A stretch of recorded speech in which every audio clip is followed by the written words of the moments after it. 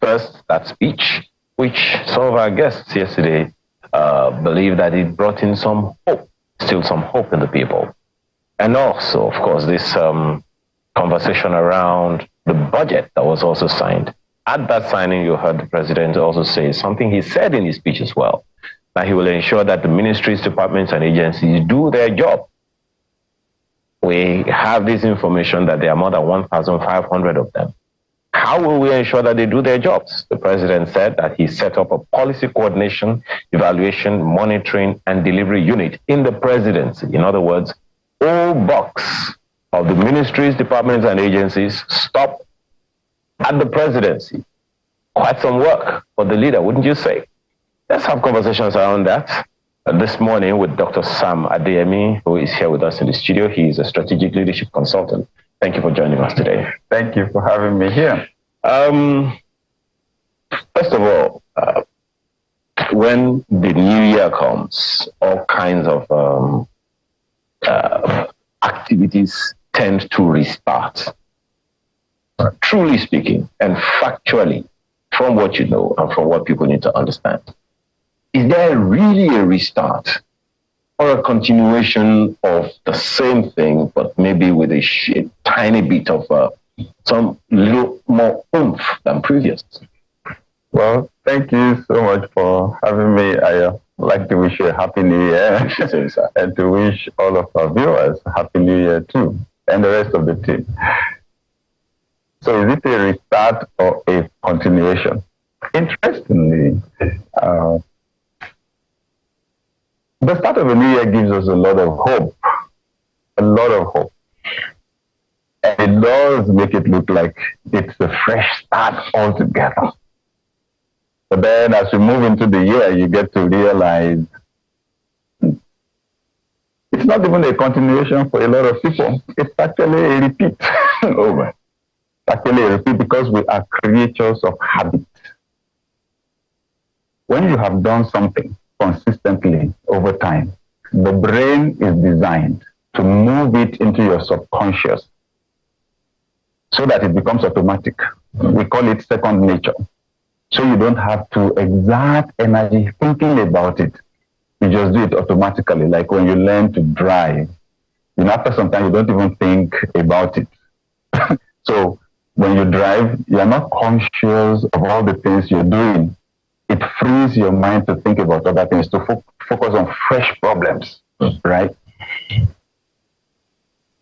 That subconscious puts your life on autopilot. If you're going to actually change your life, your autopilot needs to be in alignment with the goals you are setting. If it doesn't, those goals will not be realized.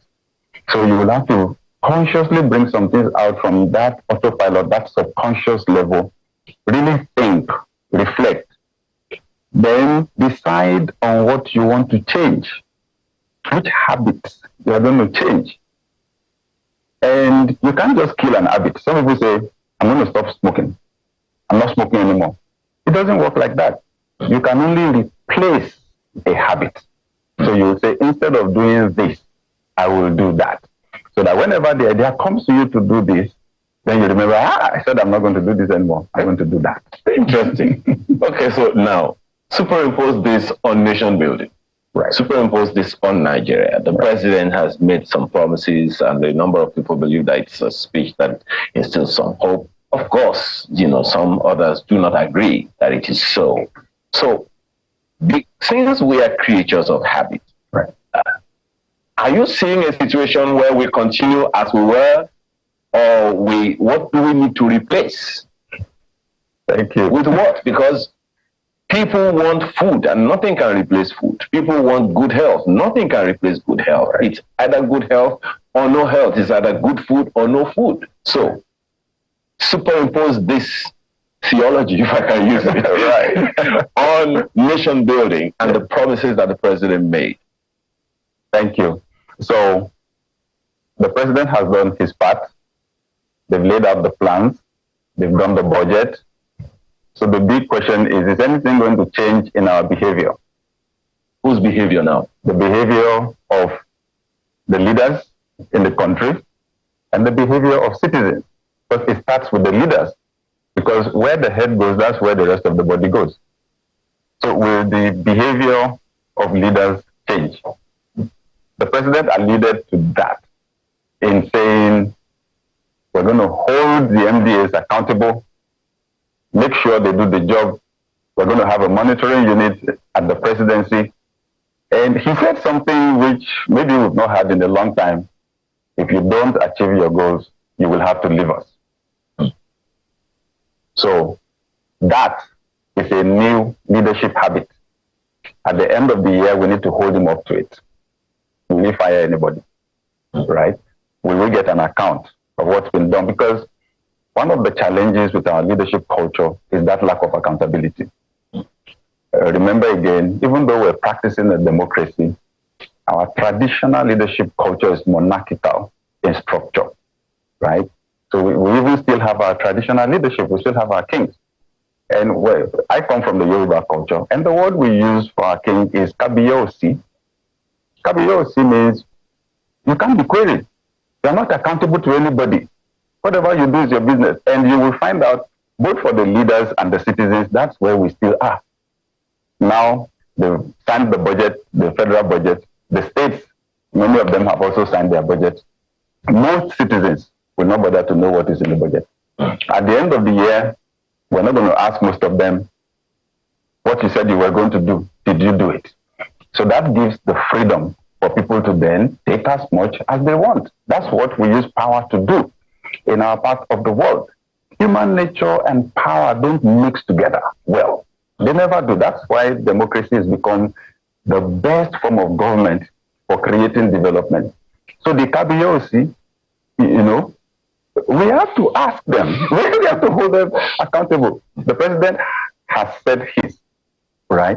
But then look at those MDAs, so many of them. So at the end of the day, who's really going to hold who accountable? There is one part we as citizens also then need to do. So we need to hold the president accountable, right? So at the end of the year, we need to refer back to these speeches and ask, did he do what he said he was going to do? So if he actually does it differently from the way it's been done before now, then we can be confident that we're going to make a lot of progress. But back to that principle, the likelihood is that things will continue the way they've been. If you're not young, right, and you've been in this country for a while, you know we've had speeches and so on at the beginning of the year. We've signed a lot of budgets, but a good chunk of that money ends up in the pockets or accounts of a few people. I'm hoping it will be different. Which leads me to the question of consequence. Well, the president has hinted at the likelihood of consequence. And it's one of the things that so many people continue to say. So the president is saying that there is this monitoring unit, is either you deliver or you are out of the system. So in the event that they do not do what they're supposed to do, when they have been funded for it, how should the consequence management be taken? We had the governor of Plateau State, last week or week before, and he was talking about something that I find very, very, very, very scary, that there is a portion of the state that is being, that is under the authority of some people that are non-state actors. Someone wonders exactly how the consequences of such a thing will play out.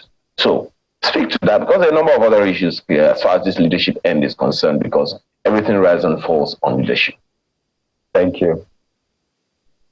I think we actually have it wrong from the foundation. Honestly, I would rather that it is us citizens that decide what we want. Now, the leaders are also citizens, right? That all of us collectively agree on where we're going, on what we want to do, on what we want our country to become. Then we choose people to go fulfill that aspiration. Then we hold them accountable. I see absence of vision. Vision is the basis for evaluation. If we did not agree on where we were going, how would we know when we got there? Not to talk of discussing the vehicle that will take us there and how fast we'll get there. Government is only a vehicle. Government is only a vehicle that should take us to a destination. And my challenge is that generally in the country, we have not agreed on the destination. We celebrate small achievements here. Our leaders in government do things that should be part of their normal job description every single day, and then we're singing their praises to high heavens. At the end of the day, everything doesn't add together because we've not agreed on where the whole country should go.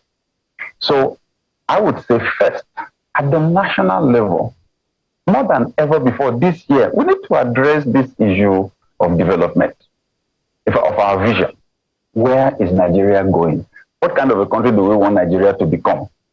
As good as it is, that we'll build some roads here, we'll build a dam there, we'll improve power supply here. If everything is moving in different directions, if they don't come together, we'll find out we're building here, some people are tearing down there. So we've got to start with the national vision, then it needs to then come down to the state level. Then we need to be able to see our states developing, then the cities developing. This needs to add up. We'll come to those states. Right. But talking about the vision, we've shouted ourselves hoarse on this program on the issue of vision, on this organization, on this platform, Channels Television, actually. Right.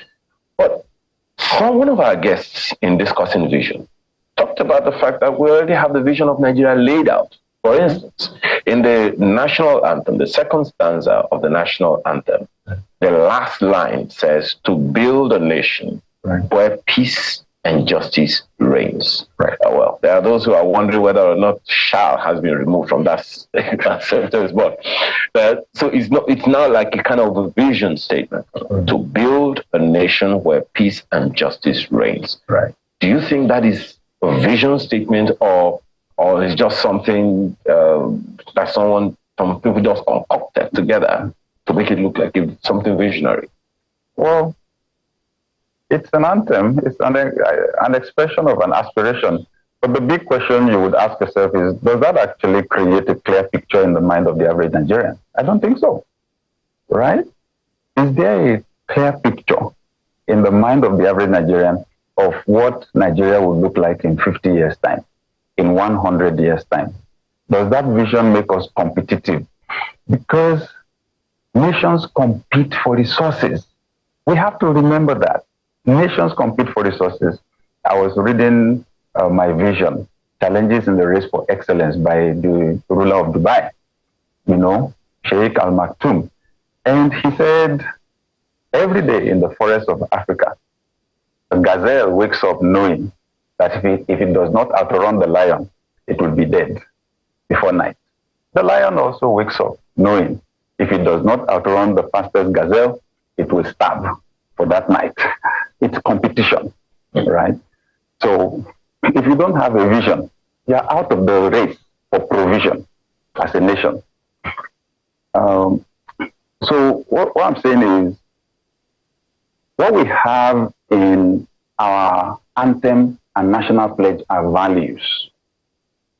Values shape behavior. Behavior and habits, like I was saying earlier, enable the achievement of goals and visions and aspirations. So that's not a vision. Today, you can't be talking only peace, and security. You have to talk economy. It's resources first. The nations where you have the highest level of security, they are sophisticated. Sophisticated in technology, sophisticated in equipment. They have cameras everywhere, so that it's not like our own scenario where some people go into some villages, kill about 200 people, and then they disappear and we can't trace them. There are countries where that can happen because some cameras would have picked some people up, and by now they'll be picking people from their homes or tracking them down. So here, they are ghosts, literally. You cannot have security without the economy working well. First, when people are well fed, when they have work to do, when they're productive, It will make them less susceptible to crime. Secondly, the nation itself will be better, it will be more capable, to track crime and to limit it. So the vision has to be first about the economy, and the priority has to be create jobs for people, and have enough resources to take care of the people who cannot work. Is that the reason for lack of or inadequate collaboration between ministries, departments, and agencies, and between the federal and state governments? Absolutely. Vision is the basis for unity. Nigeria is like a vehicle that is traveling, that is about set to travel. Let's say you have 14 people in the vehicle or 20, and they've not agreed on where the vehicle should go. There will be a lot of noise in the vehicle, because if the driver goes here, some people will be shouting, "That's not where I want to go." The driver moves here, some people will be shouting. We're not making progress, like I said, because we've not agreed on where to go. The average Nigerian does not have that clear vision. Can Nigeria become like Dubai? Can Nigeria become like let's say, Netherlands? Can Nigeria become like, can Nigeria be developed in our own way? It may be 200 years, but we've got to have that clear vision. That agreement on where we're going is the basis for unity. For it to be the basis of unity, it has to incorporate the aspirations of everyone. So that means we need to have a discussion, right? So presently, since vision is supposed to be the basis for evolution, right? You say, we're really traveling fast on this journey. We're traveling, but we've not agreed on where we're going. So we are traveling fast, probably into the bush. And then that vision is the basis for unity. So there isn't collaboration, like I said earlier on, because there isn't that overarching vision that everyone should move towards. When you manage even just an organization, you see it happen. Somebody is in this department, and before you know it, they become enemies with someone in another department, and they've forgotten they're actually part of the same organization working towards the same purpose. We leaders know, we do a lot of conflict management because some people's views are so myopic. They want their own department to succeed. The target they've been given personally, they want to succeed. But except you help others in other departments to succeed, all of you eventually won't achieve your ultimate goal. So we're not seeing enough collaboration because you have the federal, you have state, you have local government, and then you have all those MDAs and so on. We're just pulling in different directions right now. I was going to take you up on, still am going to take you up on the fact that we have multi-level leadership in the country. Right. And I think you probably already even answered that question. But let's take you to my colleague in Abuja. Mokwe has a question or two for you. Go ahead, Mokwe. Thank you, Ayo. Dr. Sam Adeyemi, it's always a delight to have you at least once every year and focusing on leadership. I know that yourself and Ayo have focused largely on political leadership, and I know that for a lot of Nigerians, that's where they usually look to. And we'll come to political leadership in a moment, but you just spoke of collaborations, and it's something that, really just spoke to me now about why we do not see as much of it in the private sector as well. There are people who say, oh, look, yes, there's this entrepreneurial spirit that pervades the atmosphere in Nigeria, and a lot of Nigerians are really astute entrepreneurs. But we're yet to really see the kind of collaboration that we should see building conglomerates in this country. Why do you think that is the problem? Thank you so much, Mokwe. Happy New Year. Well, I should say that lack of national vision affects everything. At the end of the day, the average Nigerian fights really hard for survival.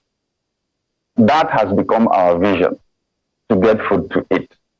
And when you look at Maslow's hierarchy of needs, Abraham Maslow, that great psychologist, said all human needs are not at the same level.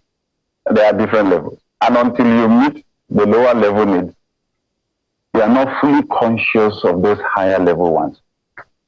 5 basic levels. The first 2 are material, they're physical.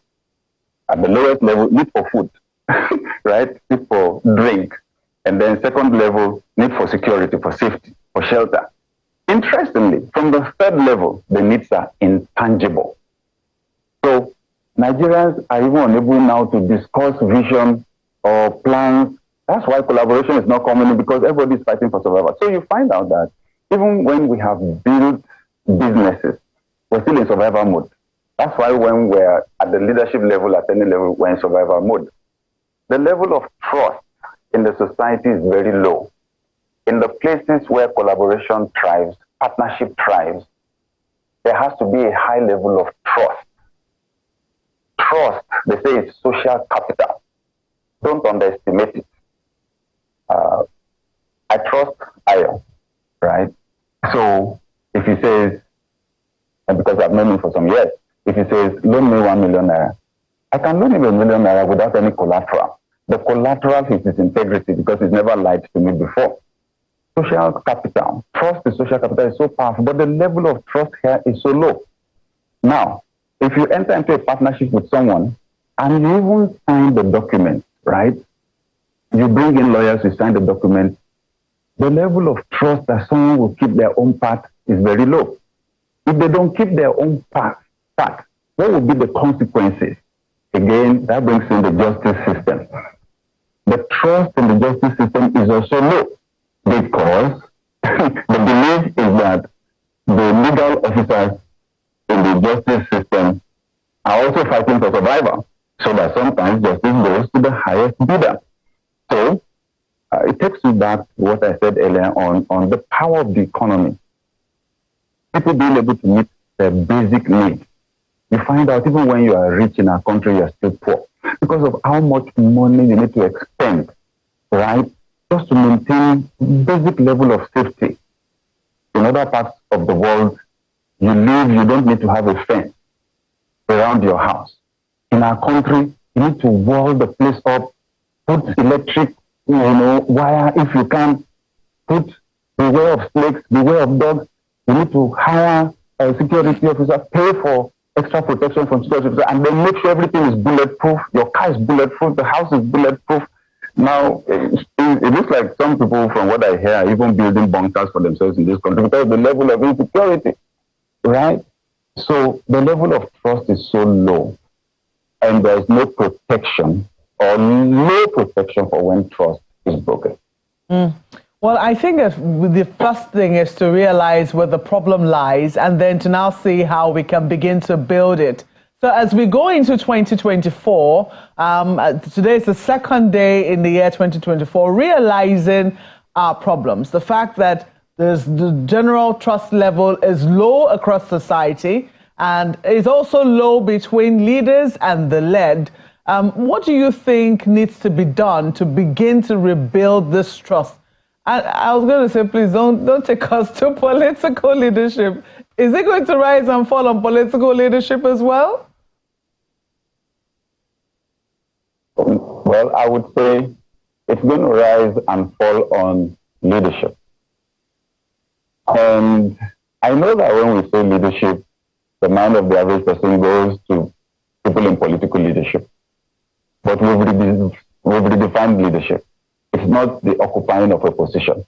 A position gives you opportunity to lead. But the leadership itself, the core thing, is ability to influence one or more people to achieve goals. And once you bring the definition down to leadership, then you realize leadership happens at all levels.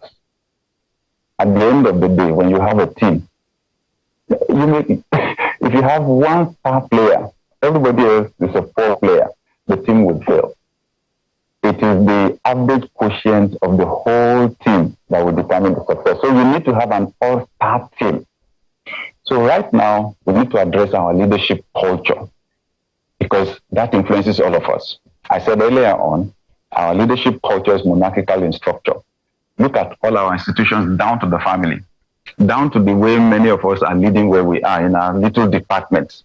It's that monarchical structure. The leader is very powerful, the others are slaves, powerless. We need to now turn it around. Leadership, the essence of leadership is service. It is empowering others to be able to achieve goals. That requires sacrifice on the part of those that lead. So, back to building trust. All of us in our country need to accept this responsibility as a generation. The responsibility of our generation is to create a vision for development for our country. Is a starting point.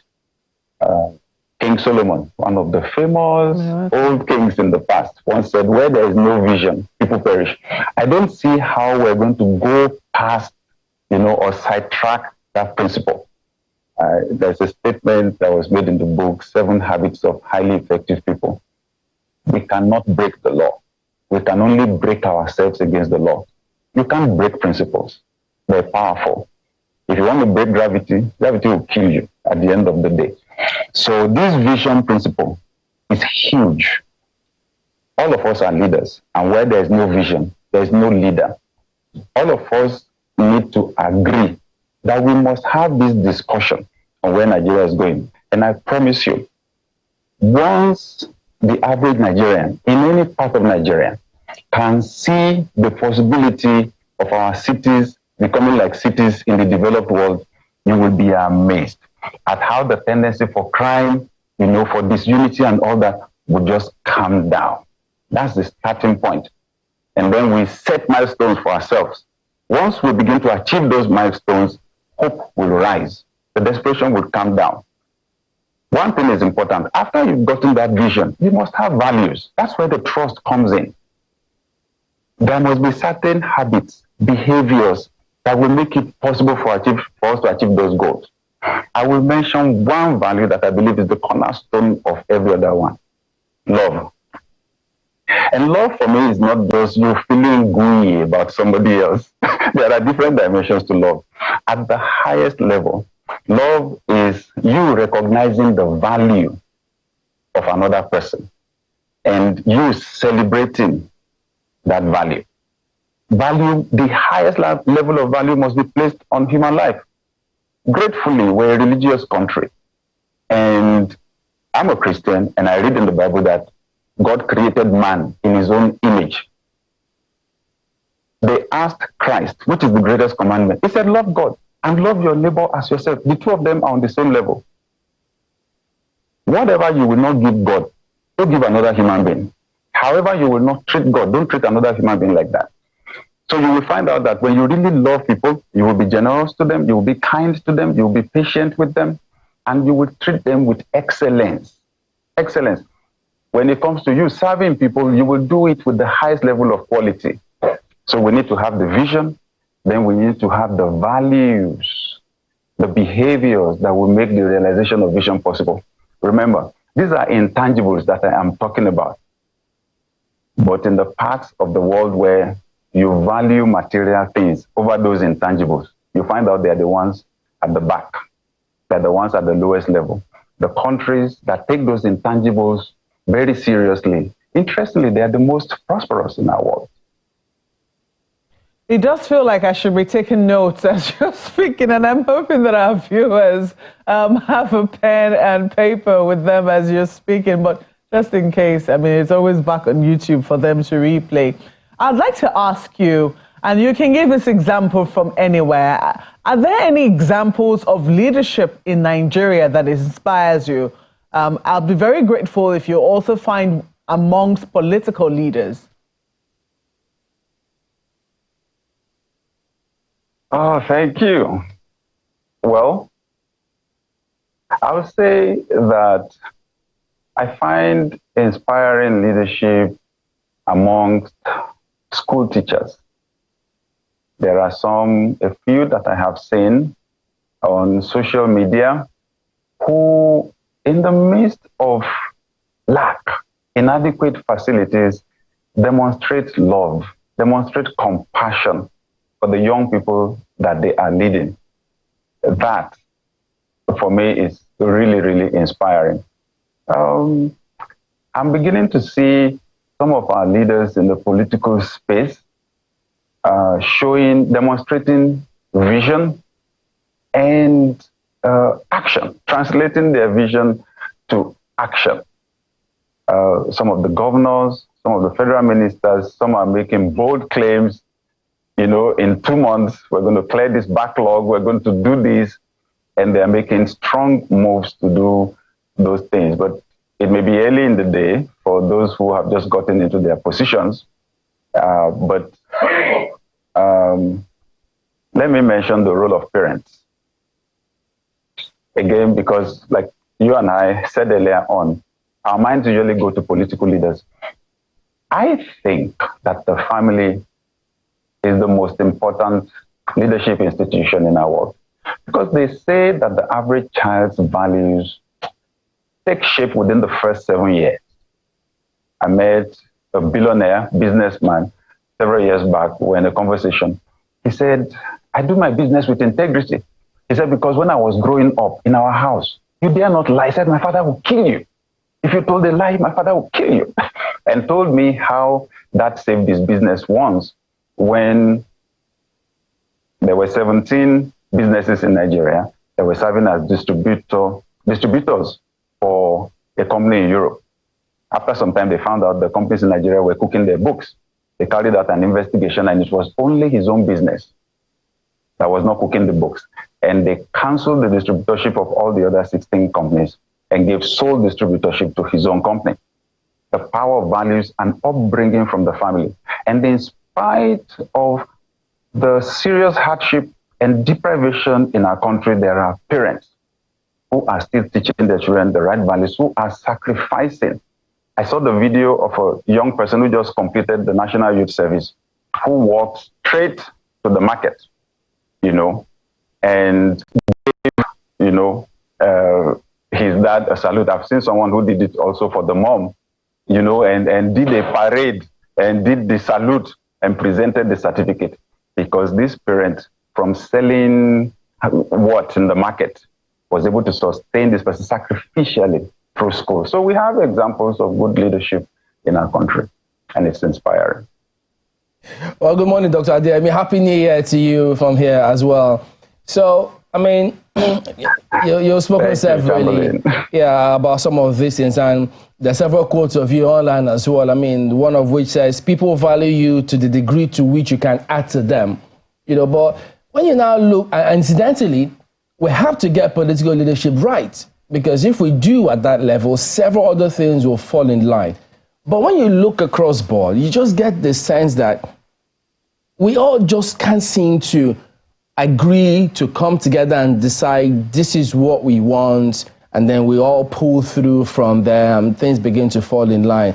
So one wonders, will it be a good idea for maybe if one thinks, look, as long as we can talk about getting it right, leadership, all we want, but if we are not committed and then we seem to be taking those actions, we still will not make the kind of effects that we want.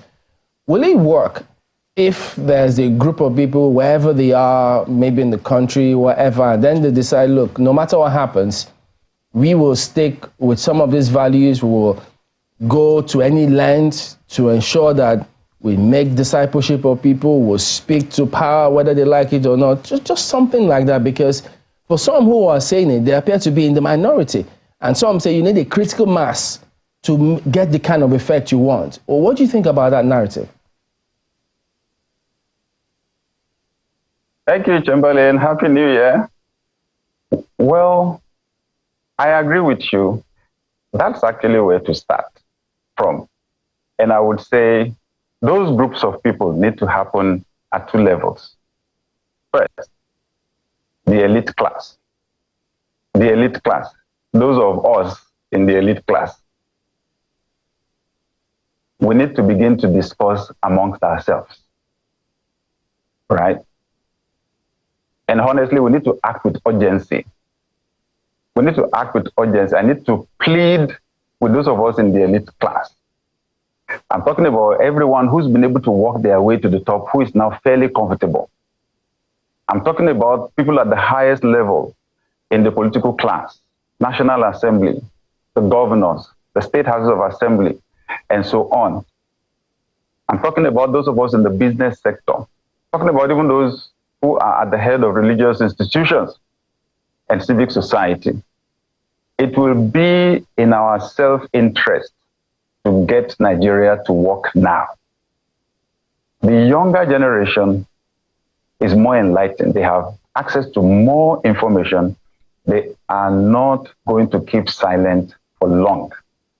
It's going to get rougher and rougher to lead because they're going to demand accountability and good leadership.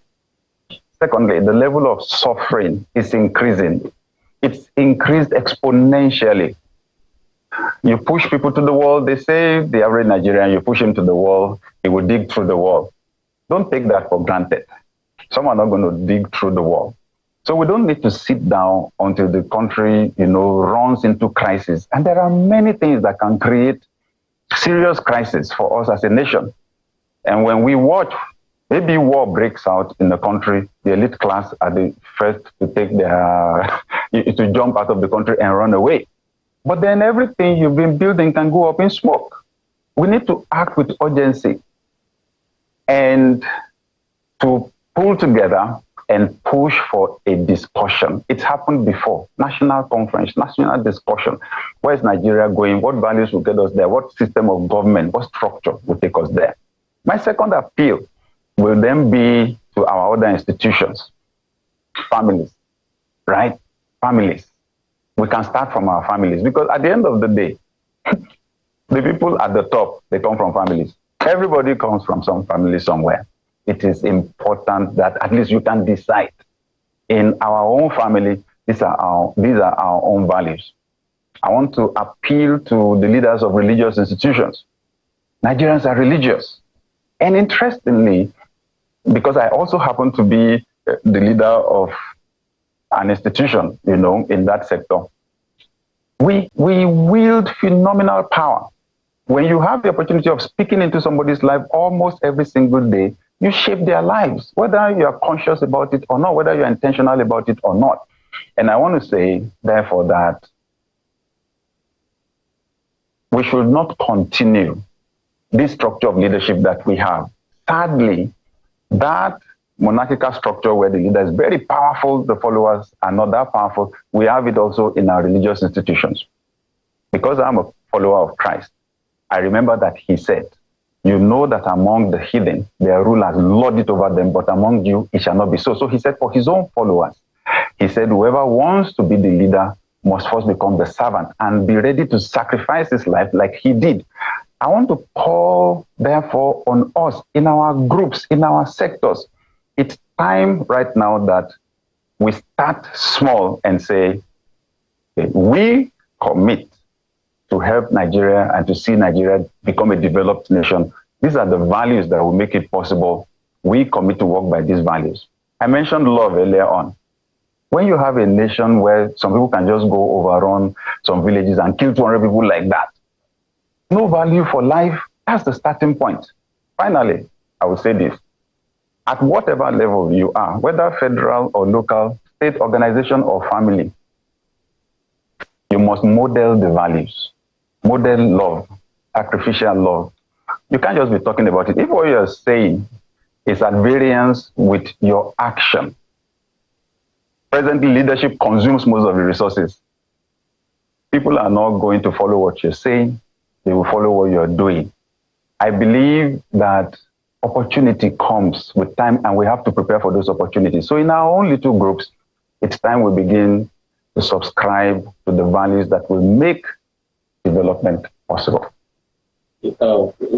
Adeyemi, depending on whose books you're looking, we're closing, ending this conversation shortly, but depending on whose books you're using, whose data you're looking at, UNICEF, for instance, says Nigeria accounts for 15% of out-of-school children worldwide.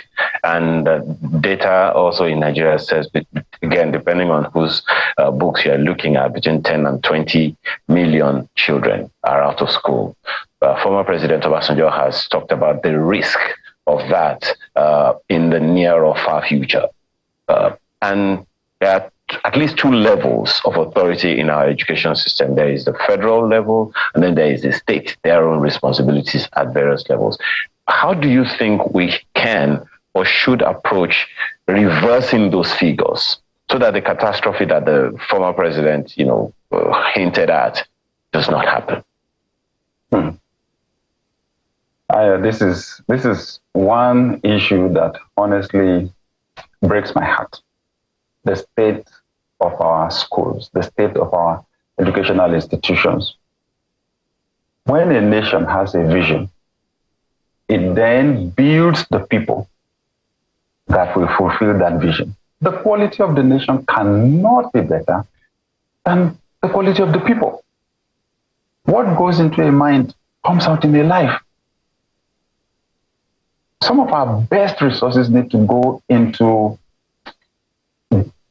developing our young people. The fact that at the federal, state, local government levels, we're having public schools that are in the state of total disrepair says something collectively about us as our people. How do we reverse it? I'll just say to parents, if we don't educate your children, we're destroying their future already. So what are you doing? So, one, again, pressure. We need to put pressure on those that can make it happen. And that happens to be political leadership.